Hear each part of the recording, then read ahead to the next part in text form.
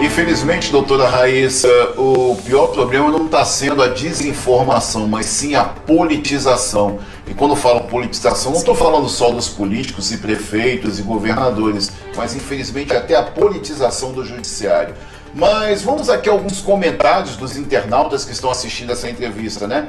A doutora Silvia, que ela é dentista, residente em Recife, que está assistindo a essa entrevista, disse: muito boa entrevista, meus pais, meus irmãos fizeram uso da ivermectina e graças a Deus não tiveram Covid. Temos outros internautas também, a dona Naide Oliveira, né, que ela está parabenizando pelo programa, né, e dizendo: essa médica é top, desde o início da pandemia eu a sigo e sempre bateu na tecla da ivermectina como preventivo. Temos mais aqui um comentário da Carla Kelly Barros: parabéns ao programa pelo tema abordado, muito importante no cenário que nos encontramos, muitas informações repassadas de utilidade pública. Doutora Raíssa, o comentarista Valdemar Borges quer fazer uma pergunta à senhora.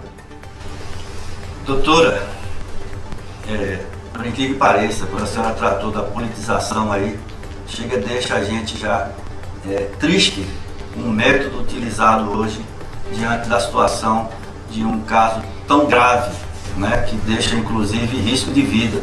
Então a gente fica triste com esse comportamento. Mas eu quero acrescer, né, e deixando mais claro para os nossos internautas, lembrando aqui o Dr. Davi Wippe, de São Paulo, quando estava na mídia também, no Centro de Informações, que foi contaminado, e recentemente, o nosso secretário de Saúde do Estado da Bahia, Vilas Boas. Aí eu pergunto à senhora, pessoas que inclusive um deles escondeu o prontuário médico, né, o receituário, o outro, claramente, depois de retornar, talvez uma visita à UTI, que é aquele que escapou dos 30%, muito bem citado pela senhora.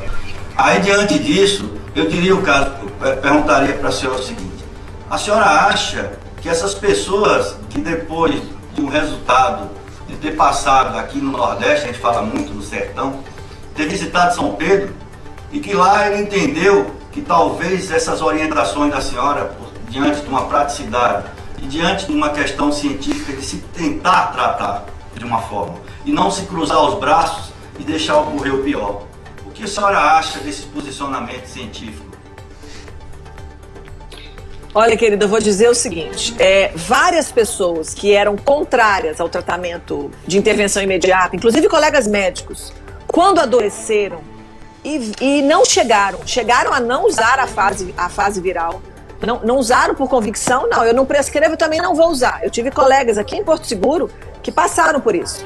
Inflamaram, fizeram doença pulmonar grave, sentiram falta de ar, precisaram de oxigênio por máscara, e essas pessoas sentiram a agonia, o nome é agonia que as pessoas usam, sentiram aquela ansiedade, a angústia da doença, não saber se aquilo ia evoluir, se ia precisar ser internado numa UTI, se ia ser entubado ou não. Essas pessoas mudaram radicalmente a sua posição e hoje são defensores do tratamento precoce.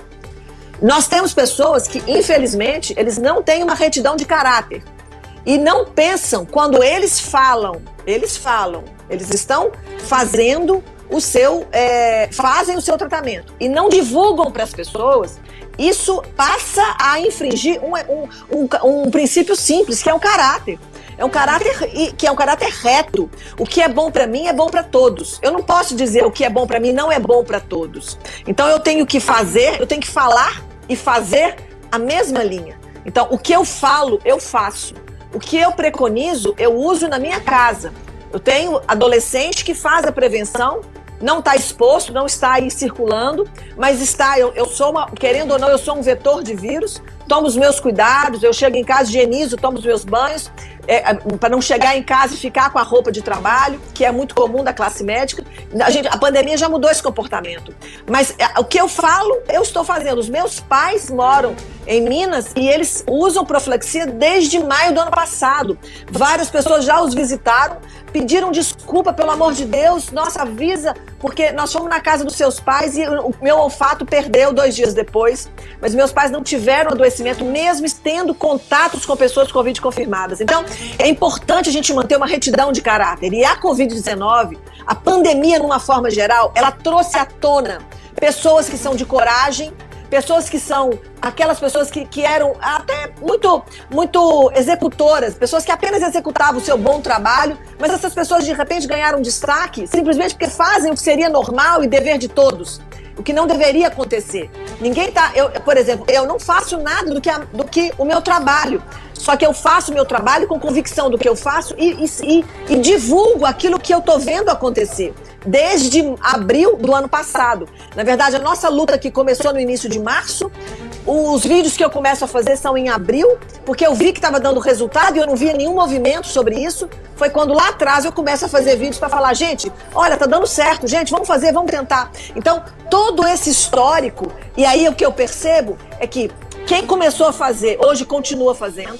Quem não fazia, de profissionais médicos que tiveram a doença ou o adoecimento da sua família e viu que deu resultado, ganhou convicção. E nós temos hoje, graças ao bom Deus, médicos que estão nos procurando, seja por telefone, seja em reunião de Zoom, seja grupos de WhatsApp, que estão falando, olha, eu não tratei Covid até agora, mas me ensina como é que eu faço. Então, nós temos eu vou ficar, Valdemar, com um grupo de que está sendo resiliente, ele está passando pelo estresse, pela dificuldade, pela guerra, pela luta, e ele está se moldando conforme o seu estresse, ele não está com condutas rígidas, porque eu entendo hoje que profissional médico que tem condutas rígidas, 100% deles que eu conheci são pessoas opositoras ao governo. Eu não conheço hoje médico, eu não conheço. Se tiver, por favor, que me apresente. Que neste momento, de março de 2021, com todas as evidências que nós temos, que esses médicos, eles sejam favoráveis ao governo, são médicos que se posicionam como conservadores, como direita, e que são contra a intervenção precoce. Eu não conheço. Se tiver algum, por favor, me apresente. Os médicos hoje que são contra, os políticos hoje que são contra, os juristas hoje que são contra, eles se posicionam contrário ao governo. Então isso tem que se tornar crime, porque eu estou fazendo a minha opção e o meu raciocínio político, o que eu compreendo do que é certo e o que é errado na política, porque aí eu estou falando que eu sou oposição, eu sou governo, essa decisão política me faz tratar ou não alguém que pode morrer. Aí eu pergunto aqui, eu jogo isso no programa. Aonde estão os nossos juristas que existem para fazer a lei funcionar? Aonde está a justiça desse país? Que eu preciso defender a vida.